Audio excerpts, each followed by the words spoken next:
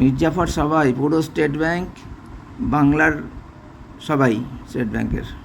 চুরিটা পাওয়ার পরে মুকেশকে জানিয়েছিলাম। মুকেশ মণ্ডল, মালদা ইউনিটের SBIS মালদার অ্যাসিস্ট্যান্ট সেক্রেটারি। তোকে এগুলো তো অনেক দিন থেকে আছে, ভালো লাগে না আমার। আসলে তো কোনো জুনিয়রদের সম্পর্কে বাজে কথা বলা একদম আসে না আমার, খুব কষ্ট করে বলতে হচ্ছে। কিন্তু কিছুতেই আমি এতদিনও এত বছরেও আমি কোনো আমার এমন কোনো ভুল পাচ্ছি না যে আমাকে কোনোভাবে এই যে এই কষ্টগুলো, এই শাস্তি বলবো না। আমি ভুলই করি না, শাস্তি বলবো না। ভুল করি, দোষ করি না, অন্যায় করি না, শাস্তি পাবো কেন? তো আজকে একটু এই কথা, আমাদের যে কথা হয়েছিল তার একটু শোনাচ্ছি। বহু আছে কিন্তু আমার কাছে, আমার কেউ কিছু দেখছে না। ঠিক আছে, মির্জাফর সবাই পুরো স্টেট ব্যাংক বাংলার সবাই স্টেট ব্যাংকের। হ্যালো। মুকেশ দেবদা, হ্যাঁ বলেন। তার আগে সিদ্ধার্থ স্যারকে দেখে এসেছি। প্রথম আচ্ছা। দিন ডিল করেছিল, আচ্ছা দেখে বললে এ তো সারাসার চোরি হয়, इसको तो जेल जाना चाहिए। আচ্ছা বললে যে আমি ডাকছি ওকে, বিষ্ণুকে আর কি, আচ্ছা মালিককে। চুরিটা তো কর্মচারী করলো।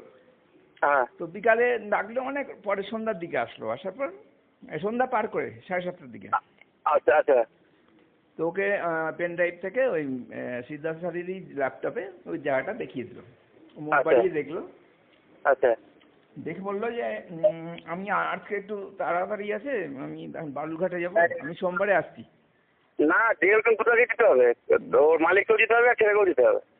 হ্যাঁ থামে না, ওটা একটা পরের ব্যাপার। আমি যেটাতে যাচ্ছি সেটা খুব গুরুত্বপূর্ণ, সেই জন্য আজকে বলে দিচ্ছি।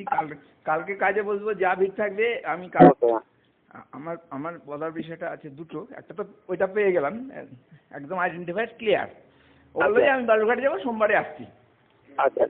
ওখানে চিফ ম্যানেজার ছিল, আরেকটা কোনো নতুন ম্যানেজার ছিল দোতলার, কালো মতো ঘাট্টা হ্যাঁ ডেপুটি ম্যানেজার যেটা এসছে উপরে, ওই যে লোন সেকশনে এসছে। আরে ও তো আমাকে, আপনি কি করছিলেন মাথা নিচু করে ওই ভিডিওতে দেখে? আমরা অনেক এক দাদা নিয়ে চালান নিয়ে পোস্টিং করছিলাম। তা আপনার তো দেখা উচিত টাকার নোটটা না। আমি একদম ক্লিয়ার, আমরা খুঁজছিলাম তো যে টাকাটা জমা দেয়নি, এটা খুঁজবো তো, ওই জন্য ট্রেটা দরকার ছিল।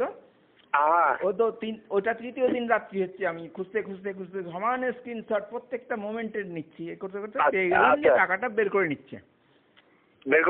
আচ্ছা। ওই দিন গিয়ে ক্যাশে টনময় সবাইকে দেখালাম, তারপরে কাজ শুরু করে দিলাম ঠান্ডা মাথায়। আচ্ছা, আপনি রাখতে পারেন না। এবার আমি তো সিসিটিভি ফুটেজটাকে চাইনি, এটা তুমি জানো, তোমরা অ্যারেঞ্জ করেছো। ন্যাচারালি স্টাফের জন্য আমি ক্যাশে কাজ করে যাচ্ছি, তোমরা পিছনে কয়েকজন মিলে মানে ব্যাকে যারা বসো তারা এসব নিয়ে পড়েছিলে আর কি, টাকাটার ব্যাপারে। তো এইটা জানানোর জন্য যে আমাকে ফুটেজ নিয়ে আমাকে ধরেছে, এটা আমি টেম্পারমেন্ট ধরে রাখতে পারছি না এই কথাটার জন্য। 53,000 টাকা, সেটা যে দেখা গেল সেটা নিয়ে কোনো কথা বললো না। আপনি এগুলো রাখতে পারেন না, এটা হচ্ছে ওদের মেন কথা। আপনি কিছু করবেন না, যা করার ব্যাংক করবে। আমি অনেককে জানিয়ে রাখলাম, তোমাকেও জানিয়ে রাখলাম, কারণ ফুটেজটা অ্যাকচুয়ালি ম্যানেজারের কথাতেই এসছে, আমাদের আগের চিফ ম্যানেজারের কথাতেই এসছে। ঠিক আছে, আমাদের কথায় আসবে না, এটা তোমাকে ইনফর্ম করে রাখলাম। আর দেখা যখন গেছে, টাকা তো পাওয়া যাবে। টাকাটা বড় টাকা নিয়ে তো আমি চিন্তিতই ছিলাম না। আমার মুখ থেকে কখনো দেখেছো যে আমি অ্যাংজাইটিতে ভুগছি বা না? তো বলছি, আপনার কাছে কি কোনো কি আছে, কি রেকর্ড রেখেছিল রাখেননি? আমি তো এখন বলতে পারবো না, আমাকে এখন না বলতেই হবে।